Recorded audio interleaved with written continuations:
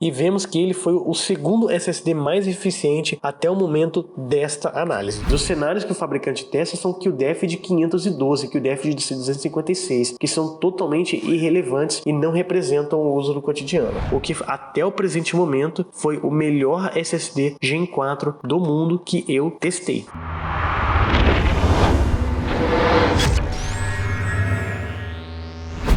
Fala galera, beleza? Bem-vindos a mais um vídeo aqui no canal, e no vídeo de hoje vamos trazer uma análise de um dos SSDs que tende a ser um dos melhores, se não for o melhor SSD Gen 4 do planeta, que é rival direto do Samsung 990 Pro, que também sugiro que vocês fiquem ligados, pois nas próximas semanas também irei trazer uma análise dele. Mas no vídeo de hoje vamos trazer um SSD que a Solidigm nos enviou, o modelo P44 Pro. Nesse teste, vamos constatar a unidade de 2 TB. Para quem se lembra, alguns meses atrás, nós fizemos uma análise de um excelente SSD topo de linha, porém da SK Hynix, o Platinum P41 de 2 TB, que no momento do seu lançamento poderia ser classificado como um dos SSDs mais rápidos e eficientes do planeta quando ele havia sido lançado. Bom, mas vamos lá. Este SSD Solidigm P44 Pro, ele vem naquele formato padrão M.2, com barramento de 64 GB por segundo, ou seja, são 4 linhas do tipo PCI Express 4.0. Ele utiliza o protocolo NVMe 1.4 e capacidades que variam desde 512 GB até 2 TB, sem possuir versões de 4 TB. Um ponto muito interessante deste SSD é que o seu preço é muito abaixo do SK Hynix, e como veremos, a Solidigm é uma subdivisão da SK Hynix em conjunto com a Intel. Portanto, este SSD, como veremos no decorrer da análise, possui componentes idênticos ao P41, porém com algumas melhorias que também veremos no decorrer da análise. E qual que é seu ponto principal? Preço. Enquanto o SK Hynix Platinum P41 de 2 TB tende a custar próximo de $190 ou próximo de $200, dependendo de onde você for comprar nos Estados Unidos, este SSD da Solidigm ele pode ser encontrado por menos de $143, o que é uma queda muito grande e muito interessante, fazendo com que o custo-benefício deste SSD acabe sendo muito melhor do que o P41 Platinum, tendo em vista que ele tem um desempenho superior. Outro ponto vantajoso é que, fora esse benefício, ele é revendido em mais regiões fora os Estados Unidos, coisa que a SK Hynix nem sempre vocês encontram. Talvez você encontre aqui no Brasil apenas importando, infelizmente eles não são comercializados no Brasil. Vendo um pouco brevemente de suas especificações técnicas, podemos observar que ele possui um controlador SK Hynix apelidado de Ares, que veremos um pouco mais sobre ele também. Ele possui 2 GB do tipo LPDDR4, que são aqueles Low Power DDR4, que tem um consumo menor no caso. Ele possui NANDs do tipo SK Hynix V7 do tipo 4D TLC, que possuem 176 camadas de dados e possui um die de densidade de 512 GB, ou seja, este SSD de 2 TB possui 32 dies. Oferecem velocidades sequenciais de leitura de até 7.000 MB por segundo e 6.500 MB por segundo em sua escrita sequencial. Sua leitura aleatória é oferecida até 1.400.000 IOPS, enquanto na sua escrita é até 1.300.000. Felizmente, eles oferecem também criptografia do tipo AES 256 bits para as pessoas que possuem interesse. Tem um TBW de 1.200 TB, podem ser gravados, ou uma garantia de 5 anos, o que passar primeiro é o término dele, e possui um MTBF de 1.6 milhões de horas. E como podemos observar, os componentes deste SSD são idênticos ao do P41 Platinum da SK Hynix. Mas antes de começarmos já a análise do produto, eu vou ensinar um pouco vocês a duas coisas sobre o Solidigm Synergy Storage Tool, que é um dos principais softwares da Solidigm, e a instalação do driver NVMe, pois diferente da esmagadora maioria dos SSDs, este possui um driver NVMe customizado que aumenta bastante o desempenho do SSD, como veremos nos testes tanto práticos quanto sintéticos. Bom, primeiramente, esse Solidigm Synergy Storage Tool ele permite gerenciar SSDs, checar informações desde básicas como o Smart, esses atributos primários, ou até esses mais avançados, permite realizar Secure Erase, o que é uma coisa bem interessante e geralmente você tem que depender ou de programas como Powered Magic ou até mesmo de placas-mãe topo de linha que oferecem essa funcionalidade, sem ter a necessidade de usar esses programas de terceiro, além de atualizações de firmware e outras opções. Mas vamos agora realizar a instalação do driver NVMe deste SSD. Primeiro passo, precisamos nos redirigir para essa página da Solidigm, cuja estarei deixando o link na descrição, cuja é a página do produto P44 Pro Series.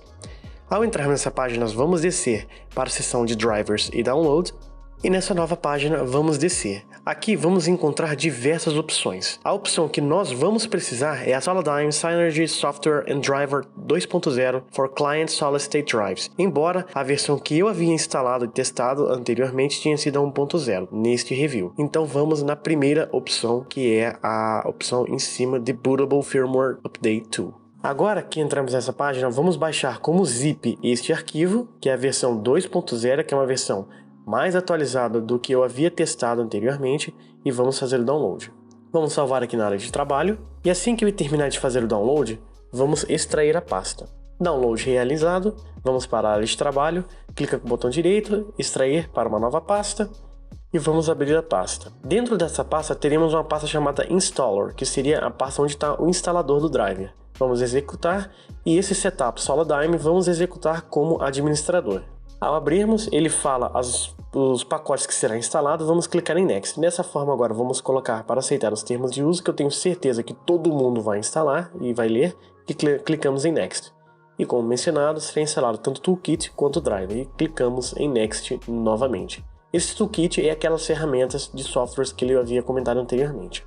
E logo após o término dela, ele irá solicitar para que a máquina seja reinicializada.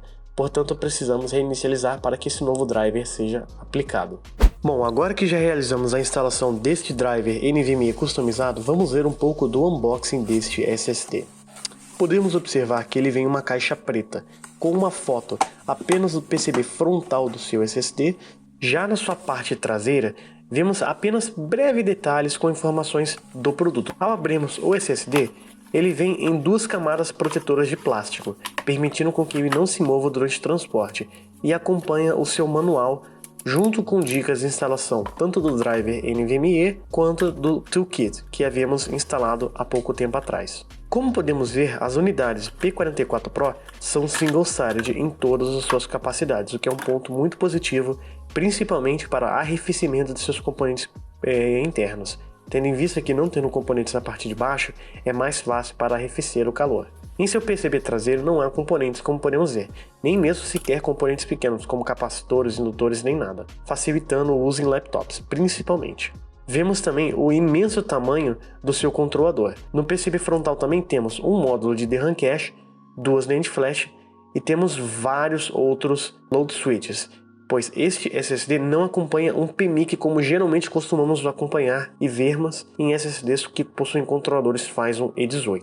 Vamos ver um pouco agora da construção interna do SSD, começando pelo seu controlador. Este SSD da Solidigm utiliza um controlador topo de linha desenvolvido pela própria SK Hynix, apelidado como Ares, cujo modelo é o ACN S075 PCH631, cujo é um controlador com arquitetura ARM que possui 4 núcleos de processamento, sendo o dobro da quantidade do seu antecessor, que era o P31 Gold, que era um SSD PCI Express 3.0. Infelizmente, a SK Hynix não divulga informações muito técnicas deste controlador, o que é bem tradicional deles fazerem, porque dificilmente eles informam. Portanto, seus núcleos de processamento eu não consegui verificar se eles são do tipo Cortex R5, que são os mais tradicionais utilizados para esse tipo de tarefa. Porém, embora pelo tamanho do seu package, é possível também que eles possuem núcleos do tipo Cortex R8, como aquele controlador da Silicon Motion, o SM2269XT,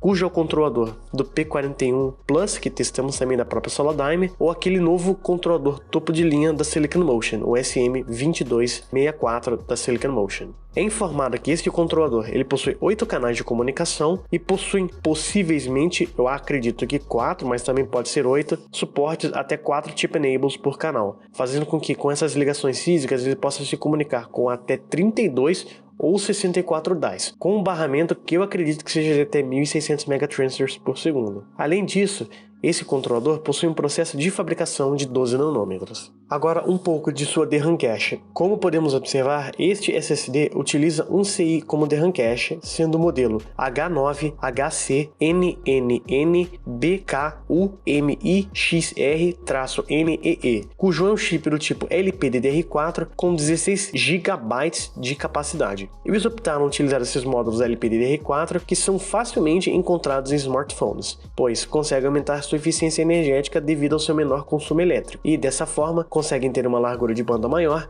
com uma latência até consideravelmente baixa. E novamente, vemos que esse módulo de DRAM cache é o mesmo módulo que encontramos na unidade do SK Hynix Platinum P41 de 2 TB.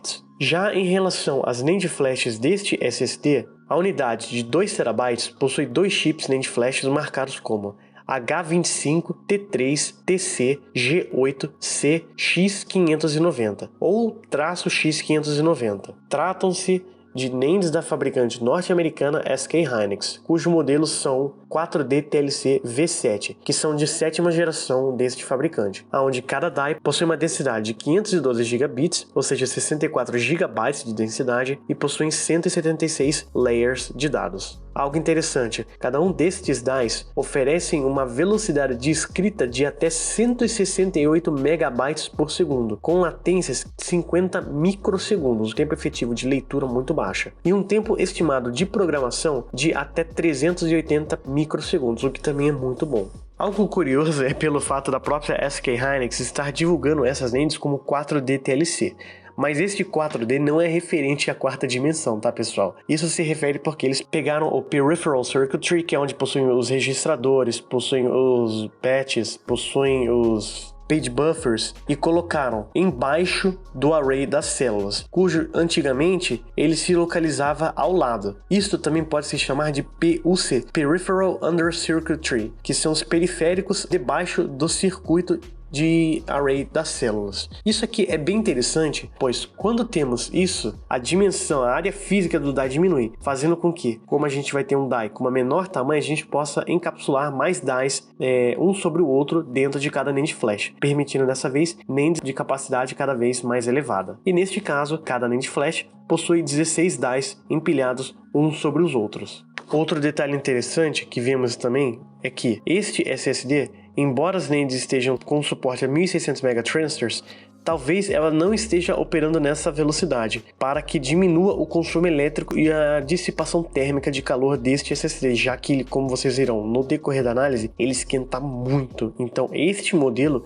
eu recomendo o uso de um dissipador. Com relação ao seu PMIC ou VRM do SSD, podemos observar que ele não tem um circuito único responsável por todo o tipo de alimentação, e sim utiliza vários load switches responsáveis para isso, sendo no caso o modelo utilizado da Texas Instruments o TPS22954, que foram remarcados como ZDKI, cujas especificações técnicas dizem conseguir trabalhar com até 7 volts de entrada, fornecem uma corrente máxima de até 5 amperes e possuem uma resistência de até 14 ohms. Outro ponto muito importante também são os power states do SSD, como sempre costumamos mencionar. Vemos que, embora o SSD consiga ser alimentado com até 8.25 watts, cujo é bem maior do que o seu power state primário de 7.5 watts, vemos que ele também possui deep states de baixíssimo consumo, que é o PS4, que é um dos estados muito utilizados, principalmente quando a gente está utilizando em notebooks. Na utilização no modo performance alta em desktops, vemos que ele geralmente se localiza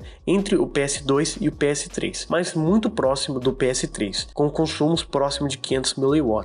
E vale a pena mencionar que ele também possui os mesmos power states idênticos ao P41 da SK Hynix, o modelo Platinum que havíamos testado anteriormente. Um ponto positivo é que este SSD, por ser um produto da SK Hynix, possui todos os componentes do SSD, como o controlador, NAND flash e DRAM cache da SK Hynix, ele não sofre variação de componentes internos, então é um ponto muito positivo. Embora este SSD não seja diretamente comercializado no Brasil, estarei deixando alguns links na descrição para aqueles que quiserem realizar a compra na Amazon, que também fazem entrega para o Brasil. Portanto, quem tiver interesse, a gente vai ter uma pequena comissãozinha e vocês acabariam ajudando o canal. Então, vamos continuar agora com os testes utilizando o Crystal Disk Mark, começando com os testes de velocidade sequencial. Ao testarmos suas velocidades sequenciais, podemos observar que ao utilizarmos o driver NVMe da Solidigm, ele conseguiu um resultado até melhor no quesito de escrita. Já em sua leitura, houve um empate técnico. Pessoal, um aviso importante. Nos gráficos a seguir, veremos que em vermelho será marcado o resultado do SSD como ele vem de fábrica. Agora, em verde, veremos que será o resultado com o driver 1.0 que foi instalado. Não foi utilizado 2.0, pois durante a análise desse SSD, quando eu fiz algumas semanas atrás, ele não havia sido disponibilizado. Porém, em breve eu estarei trazendo um novo comparativo de outro SSD da Solidigm, onde tem um maior ganho com esse driver 2.0 novo. Passando agora para suas latências, o qual são cenários mais realistas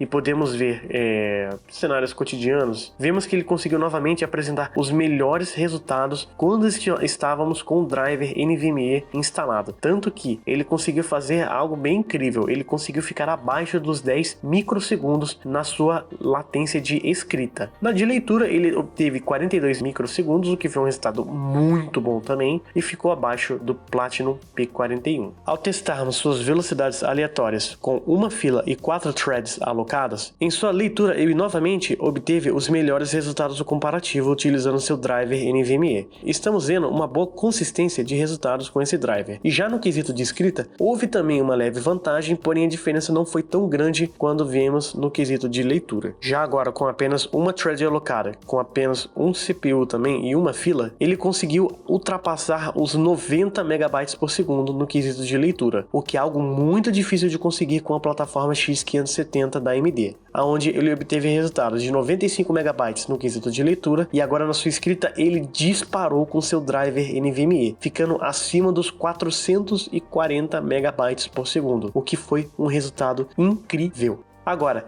neste teste de velocidades aleatórias, que são feitas 3 configurações de acesso de QDF de 1 até QDF de 16, que representam tanto o uso do cotidiano, quanto o QDF de 16, que já se torna um pouco mais surreal, mas pode ser comparável com ambientes virtualizados ou em ambientes com cargas de trabalho muito grandes, vemos que em sua escrita ele alcança quase 900.000 IOPS, que até o momento foi o único SSD que chegou próximo dessa meta. Embora, temos que considerar, ele não atingiu os 1.3 milhões de IOPS devido a esses cenários não serem os cenários que o fabricante testa. São cenários, entre aspas, um pouco mais realistas, pois os cenários que o fabricante testa são QDF de 512, QDF de 256, que são totalmente irrelevantes e não representam o uso do cotidiano. Já em sua leitura, ele apresentou os melhores resultados até o momento também, mas ficou abaixo da sua gravação. Vamos agora utilizar o AtDisk Benchmark para realizarmos o comparativo. Podemos observar que em sua leitura, principalmente em blocos, utilizando QDF de 4, aliás, em blocos pequenos, ele consegue se sair à frente dos demais SSDs. Apenas quando passamos de 256 KB que ele perde a liderança para alguns outros modelos cuja largura de banda é um pouco maior. Já na sua escrita, ele conseguiu se manter no topo do comparativo ao lado do P41 Platinum da SK Hynix, e vemos que em sua leitura e escrita tivemos um resultado quase idêntico utilizando o driver NVMe em comparação a não utilizarmos o driver, pois trata-se de um benchmark um pouco mais antigo e às vezes não consegue tirar 100% do benefício. Já agora, com apenas uma thread alocada e uma fila, vemos que em sua leitura ele novamente se dispara no quesito de leitura e fica à frente de todos os SSDs, ficando apenas um pouquinho abaixo quando no final do teste, quando o tamanho de bloco acaba aumentando demais, em SSDs com maior largura de banda acabam ultrapassando ele. Já na sua escrita, observamos um cenário similar a utilizar QDF com 4 filas. Vamos agora utilizar o 3D Mark com a suíte de Storage Benchmarks, que são realizados diversos testes voltados ao armazenamento, incluindo testes como o carregamento do Call of Duty Black Ops 4, Overwatch, é realizada uma gravação em streaming com OBS de uma gameplay a 1080p e 60 fps, são realizadas instalação de games, são utilizadas pastas de games para realizar transferências de um local para o outro, e dentre diversos outros traces. Podemos observar que neste cenário, ao utilizarmos a versão do SSD sem nenhuma modificação, ele teve um empate técnico com um P41, ficando um pouquinho acima. Porém, ao utilizarmos o driver NVMe, ele acaba disparando, ficando próximo de 4.610 pontos, o que até o presente momento foi o melhor SSD Gen 4 do mundo que eu testei. Agora, vamos passar para o PCMark 10, na suíte de Full System Drive Benchmark. Dentro dessa suíte, vemos que ele possui testes voltados ao ramo de produtividade, utilizando muito o pacote Adobe, como Photoshop, Lightroom, Premiere, Illustrator, After Effects, pacote Adobe que utiliza o PowerPoint, o Office, o Excel, dentre diversas outras funcionalidades, como realizar transferências de arquivos e tudo mais. Vemos que, neste benchmark, que é um pouco mais antigo e menos otimizado com foco em produtividade, ele alcançou quase a marca dos 4.000 pontos ao utilizarmos o driver NVMe. E ao utilizarmos o driver de modo de fábrica, ele já abriu uma diferença bem maior em comparação ao Platinum P41 que testamos também, o que foi outro ponto muito positivo para a Solidigm. Agora, no teste de projeto utilizando o Adobe Premiere Pro 2021, onde vamos utilizar um projeto de 16.5 GB com resolução 4K, 120 megabits de bitrate, lotado de efeitos, e é medido o tempo que leva para que esse projeto esteja pronto para realizar edições, vemos que ao utilizarmos o driver NVMe, ele foi o SSD que teve o menor tempo até o presente momento. E ao utilizarmos o SSD de modo de fábrica, ele teve um empate técnico com o P41 Platinum e o Rocket 4 Plus de 1TB. Ou seja, ele realmente, para cenário de produtividade, é um dos melhores SSDs que podemos pegar na atualidade. E vamos agora realizar o teste mais realístico que o pessoal mais quer ver, que é o tempo de carregamento de um game. Utilizando o Final Fantasy e o seu benchmark integrado, vemos que ele levou 6,7 segundos para realizar o carregamento do game ao utilizarmos o SSD sem nenhuma modificação. E ao utilizarmos o driver NVMe, houve uma diferença de 0,2 segundos a menos. É uma diferença pequena, porém, em cenários onde daqui a alguns anos, onde o Direct Storage seja muito bem implementado, temos mais games com isso, a diferença pode ser até maior. Mas neste caso, vemos que ele apresenta resultados incríveis. Agora, no cenário de carregamento do sistema operacional, ele realmente não foi o SSD que teve o menor tempo de carregamento. No Windows 10, vemos que ele teve um tempo de carregamento de 28,6 segundos, onde ele ficou apenas na frente do Rocket 4 Plus de 8TB, mas não foi um tempo ruim, porque do pior SSD para o melhor SSD é menos de 7 segundos, e 7 segundos não vai matar ninguém. E no Windows 10, ele foi um pouco melhor, onde ele teve um tempo de carregamento de 27,1 segundos, se sair na frente do Western Digital WD Black ESN850 e o Rocket 4 Plus de 8TB. Agora, para o teste de velocidade sustentada, ou SLC Cache, vemos que, utilizando o Iometer para identificar o seu volume, podemos constatar que ele possui um volume híbrido, o que é um ponto muito legal que eu vou comentar um pouco mais depois. E vemos que ele possui um volume de aproximadamente 312 GB, que conseguiu manter uma velocidade média de 6.640 até o final do SLC Cache. Apenas um comentário a mais. Essa velocidade de 6.640 é no cenário de velocidade do volume de SLC Cache dinâmico. Não sei porquê, mas isso provavelmente é alguma coisa que a SK Hynix tem que implementar junto da Solidigm. Mas o seu volume estático, que fica fora da zona de LPA, que é a zona onde compartilha o espaço com o overprovisioning, que o usuário não tem acesso, a velocidade foi um pouco menor, próximo de 5.410 megabytes por segundo. O que não é uma velocidade ruim, mas é bem abaixo das velocidades anunciadas deste SSD. Mas como é um volume muito pequeno, não tem problema.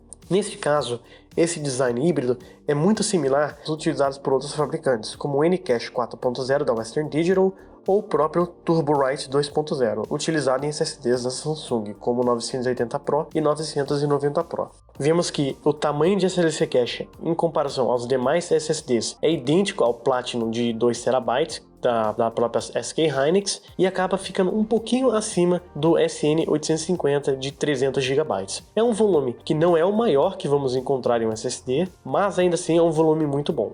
Logo após ele ter gravado 312 GB, ele começou a escrever seus blocos na forma nativa TLC, onde ele gravou de 312 GB até encher os seus 2 TB. Ele tem um leve folding em background, porém ele não acaba afetando essa velocidade, pois a própria Solidigm limitou um pouco a velocidade nativa deste SSD para que ele não tenha problemas de superaquecimento, tendo em vista que ele já esquenta bastante com essas velocidades aqui. Então, ele seria bem capaz de utilizar velocidades próximas de 4 GB por segundo. Porém, com essas velocidades, ele acabaria sofrendo um thermal throttling muito pesado, já que a sua média média ficou próxima de 1.900 megabytes por segundo fora da região de SLC Cache. O curioso é que, geralmente, SSDs com esse volume de SLC Cache precisam entrar nesse estado de folding, e nesse caso, ele utilizou essa largura de banda extra para fazer o folding em background sem afetar a nativa TLC. Outra curiosidade bem interessante é que, devido ao seu design híbrido realmente ser muito eficiente, quando ele atingiu 1.548 GB gravados, suas velocidades de gravação subiram novamente para 6.546, cujo representa o volume de SLC Cache dinâmico do SSD. O que isso representa? De 1.548 até 1.654 GB gravados, ou seja, 106 GB, ele conseguiu recuperar 106 GB de SLC Cache durante o benchmark, o que é raríssimo de encontrarmos. Isso realmente só acontece em cenários onde o design de SLC Cache é muito bem otimizado. Esse design da Solidigm e o design da SK Hynix é apelidado de Hyperwrite, e realmente ele possui um desempenho muito legal. Ao compararmos a sua velocidade em comparação aos demais SSDs, vemos que ele ficou um pouquinho acima do Platinum P41 de 2 TB da SK Hynix e ficando abaixo do Rocket 4 Plus de 4 TB, que possui 64 DICE do tipo B47R. Sem sombra de dúvida, este SSD de 2 TB seria até capaz de ultrapassar esse Rocket 4 Plus de 4 TB. Portanto, como eu havia comentado, devido a essas limitações que eles fizeram, para não ter problemas de superaquecimento, eles decidiram capar um pouquinho a velocidade. Mas assim, 2 GB por segundo, que seria 1.900 MB por segundo, é uma velocidade bem alta já, na minha opinião. Realizamos também um teste para ver o quanto tempo o SSD leva para recuperar o seu SLC Cache em 2 cenários. Um cenário realístico e um cenário totalmente irrealístico e não propício para o SSD. Vamos começar sem utilizar o Trim e o Garbage Collection, onde o SSD é deixado sem nenhuma partição criada e sem estar inicializado, o que é um cenário que ninguém vai fazer. É somente para vermos o quão otimizado o seu design de SLC Cache é. Não para vermos se realmente consegue recuperar alguma coisa, mas sim apenas para ver a sua otimização, já que é um cenário irrealístico. E nesse cenário, vemos que ele consegue recuperar apenas o volume estático do seu SSD, onde ele recuperou em 30 segundos 10 GB, e até o seu período de 2 horas ele não conseguiu recuperar mais de 10 GB de SLC Cache. Agora, ao utilizarmos uma partição criada como disco secundário, em 30 segundos ou até menos, ele consegue reaproveitar o seu volume inteiro de SLC Cache. Neste caso, foi bem otimizado e conseguiu recuperar o seu volume inteiro. Passando agora para os testes de cópias de arquivo, vemos que ele não obteve os melhores resultados ao utilizarmos aquela ISO do Windows 10, onde ele teve um empate técnico com o Rocket 4 Plus de 8 TB, sem utilizarmos o driver, e curiosamente ao utilizarmos o driver ele ficou um pouquinho pior, mas isso aqui provavelmente deve ter sido variação de rodada, mesmo em consideração de eu ter levado 3 vezes para realizar esse benchmark, mas ainda assim é um empate técnico porque são 0,2 segundos. Já agora, ao utilizarmos a pasta do Counter-Strike Global Offensive de 25 GB para melhor representarmos uma situação de transferência do cotidiano, vemos que o mesmo aconteceu. Ele obteve novamente um empate técnico com o Rocket 4 Plus de 8 TB, contendo 7,4 segundos, e ao utilizarmos o driver NVMe, houve um incremento de quase 1 segundo. Mas assim, 1 segundo também não vai matar ninguém. E é agora que o bicho pega, no teste de temperatura. Vemos que ele foi o SSD que teve o maior temperatura até o presente momento, aonde, utilizando uma câmera térmica e os próprios sensores, ele atingiu temperaturas de 93 graus Celsius, o que é uma temperatura muito alta, pois a temperatura de cautela, que é onde ele começa a sofrer thermal throttling de acordo com seus power states, é de 86 graus. Acima disso, ele já começa a sofrer thermal throttling. E dependendo da temperatura, são thermal throttling leve ou severo. Nesse caso, foi um thermal throttling mediano, como podemos ver nesse cenário utilizando a câmera térmica. E por último, agora em um dos partes mais legais, vamos testar o consumo elétrico e a eficiência deste SSD. Começando com o seu consumo máximo, que ele atingiu um consumo muito abaixo dos 7.5 watts que ele anuncia em seu power state. Ele foi o SSD, até o presente momento, 4.0, com o menor consumo dos SSDs topo de linha deste comparativo que realizamos aqui. Não coloquei SSDs de RAM-less ou mais fracos, pois esse aqui é um SSD topo de linha e faz sentido comparar com SSDs topo de linha, onde ele teve um consumo de 5,5 watts, ficando bem próximo do NV7000 de 1 TB, e ficando até mesmo um pouco abaixo do P41 Platinum da SK Hynix. Já na sua média,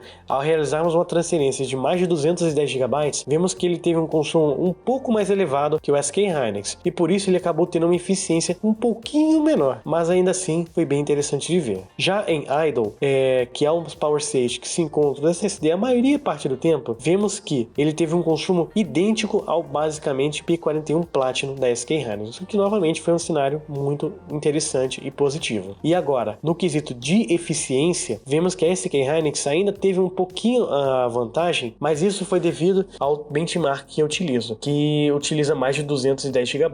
Mas a diferença do P44 Pro para o Platinum P41 é muito pequena. E vemos que ele foi o segundo SSD mais eficiente até o momento desta análise, o que foi um resultado muito interessante. E embora ele seja um SSD que tende a esquentar muito, ele é muito bom para laptops, pois esse cenário de temperatura que ele esquentou muito é um cenário totalmente realístico, onde eu gravei mais de 210 GB de uma vez só. Em alguns casos, se você for gravar ou baixar games de 100, 200 GB, ele não vai chegar a esquentar tudo isso, pois nesse caso eu estava gravando acima de 6 GB por segundo. Ninguém tem internet tão rápida nesse quesito, e mesmo que você tenha uma internet que consiga superar esse barramento, devido ao jeito que o sistema operacional é implementado, você não vai conseguir baixar nessa velocidade, porque você baixa em pequenas kill deaths, que nem sequer conseguem ficar próximas dessas velocidades. Mas é isso, pessoal. Espero que tenham gostado do vídeo. Agora vamos para a conclusão. Levando isso em conta, realmente vale a pena investir nesse SSD? Diferente do caso da SK Hynix do modelo P41, que era um SSD topo de linha, mas era dificílimo encontrar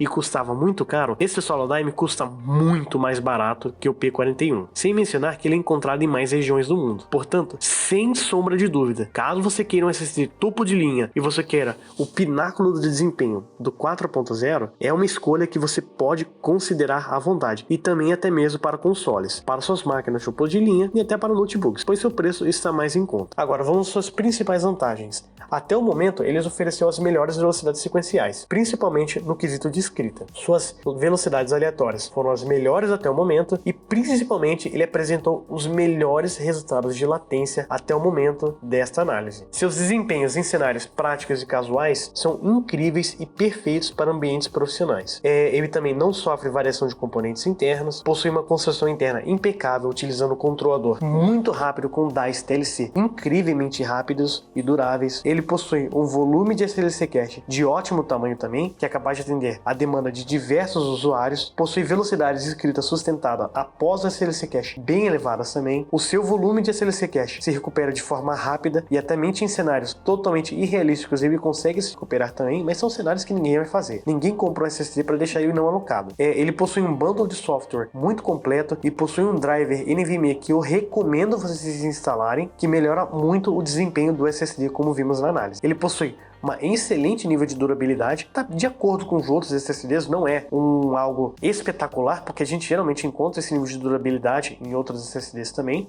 Possui uma excelente eficiência energética, um baixíssimo consumo elétrico em idle, perfeito para notebooks. Ele oferece garantia de 5 anos, possui criptografia AES 256 bits e possui um preço muito mais agressivo do que o SK Hynix Platinum P41. Obviamente, como qualquer produto, ele possui desvantagens.